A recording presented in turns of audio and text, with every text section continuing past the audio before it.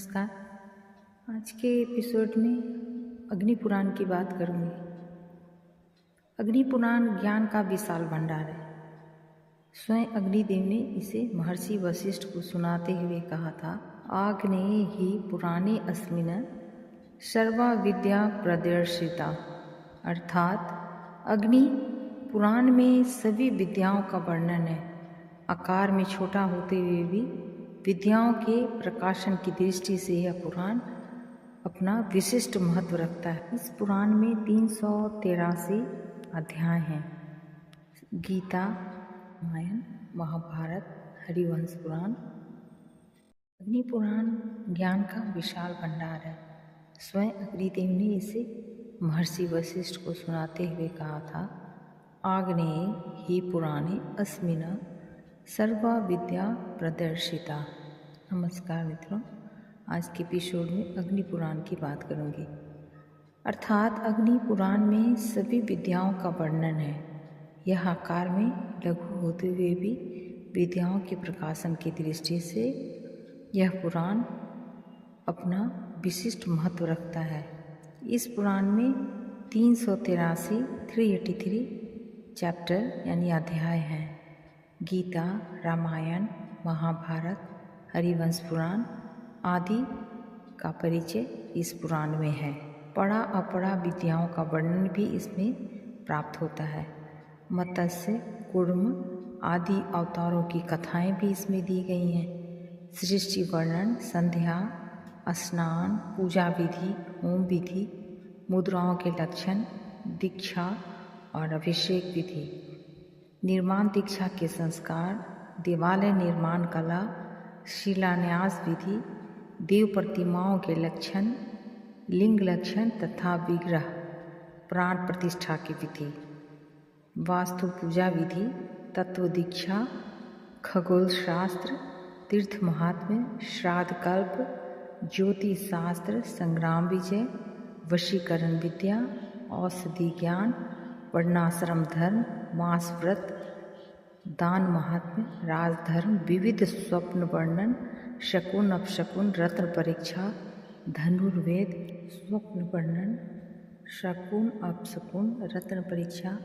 धनुर्वेद शिक्षा, व्यवहार कुशलता, उत्पात, शांति विधि, अश्व चिकित्सा, सिद्धि मंत्र, विविध काव्य लक्षण, व्याकरण और रस अलंकार आदि के लक्षण, योग ब्रह्मा ज्ञान, स्वर्ग नरक वर्णन, अर्थशास्त्र, न्याय, मीमांसा, सूर्यवंश तथा सोमवंश आदि का वर्णन इस पुराण में किया गया है। वैष्णवों की पूजा पद्धति और प्रतिमा आदि के लक्षणों का सांगोपांग वर्णन इस पुराण में वर्णित है।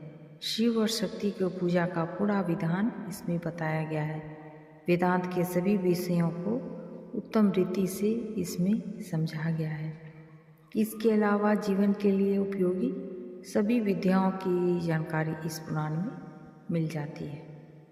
अग्निदेव के मुख से कहे जाने के कारण ही इस पुराण का नाम अग्नि पुराण पड़ा है।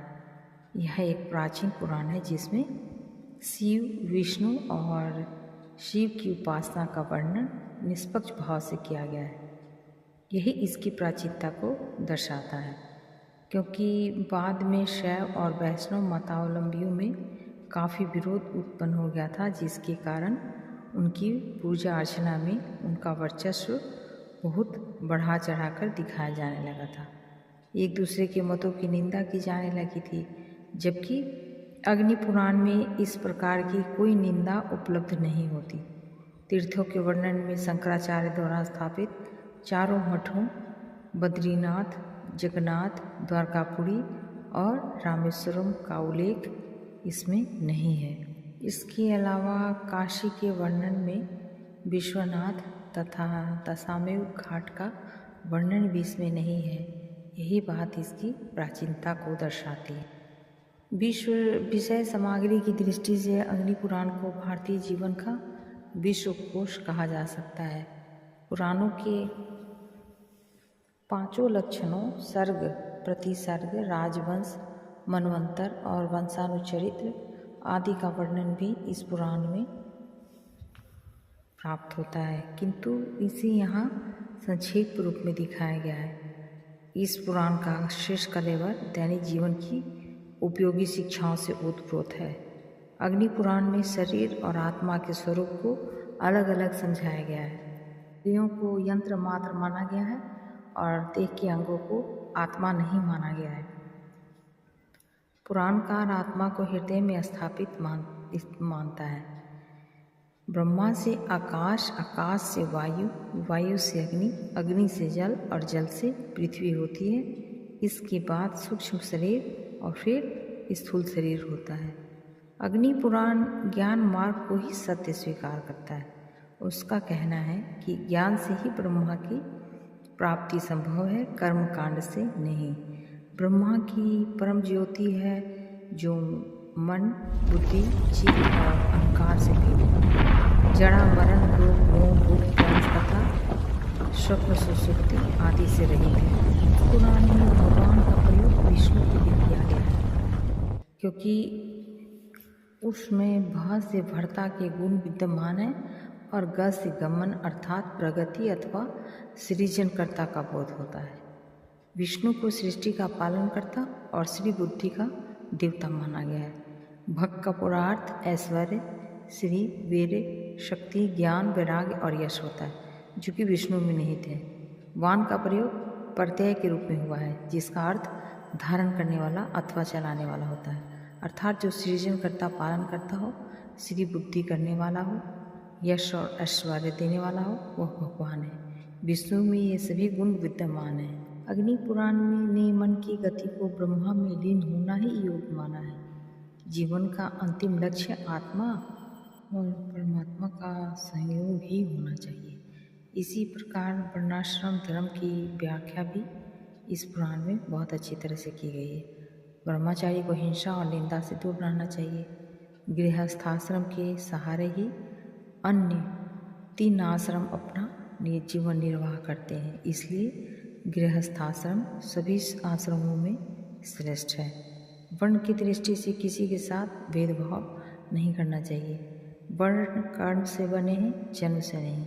इस पुराण में देव पूजा में समता की भावना धारण करने पर बल दिया गया है और अपराध का प्रायश्चित सच्चे मन से करने पर जोर दिया गया है। स्त्रियों के प्रति उदार दृष्टिकोण अपनाते हुए पुराणकार कहता है, नष्टे मृते प्रवर्जिते क्लीवे च पतिते पतौ पंचस्वतापस्तु नारिणा पतिरन्यो विधीयते, अर्थात पति के नष्ट हो जाने पर, मर जाने पर, संन्यास ग्रहण कर लेने पर, नपुंसक होने पर अथवा पतित होने पर इन 5 अवस्थाओं में स्त्री को दूसरा पति कर लेना चाहिए।